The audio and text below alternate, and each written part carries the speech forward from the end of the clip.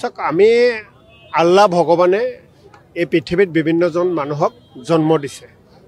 আৰু আমি বিভিন্নজন মানুহে বিভিন্ন জ্ঞানৰ অধিকাৰী কাৰোবাৰ জ্ঞান বেছি আছে কাৰোবাৰ জ্ঞান কম আছে বা কোনো এটা বিষয়ৰ ওপৰত মই যিমান জানো আপুনি হয়তো তাতকৈ বেছি জানে আপুনি ক'ৰবাত এটা জানে তাতকৈ মই হয়তো ক'ৰবাত বেছি জানো অশোক সিংগাল ডাঙৰীয়া তেখেতে অসমীয়া জাতিৰ বিষয়ে জ্ঞানেই নাই অসমখনৰ বিষয়ে জ্ঞানেই নাই শংকৰদেৱৰ বিষয়ে তেখেতে নাজানে গুৰুজনৰ বিষয়ে নাজানে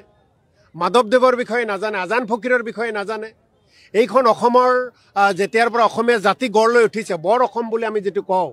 এই বৰ অসমৰ সংজ্ঞা কি এইখন অসমত যুগে যুগে কেনেকৈ হিন্দু মুছলমান একেলগে বসবাস কৰি আহিছে এই কথাবিলাক তেওঁ নাজানে হাজো মই অশোক সিংগাল ডাঙৰীয়াক আপোনালোকৰ জৰিয়তে এবাৰ হাজো আহিবলৈ কৈছোঁ মই বেলেগ জেগালৈ নকওঁ এবাৰ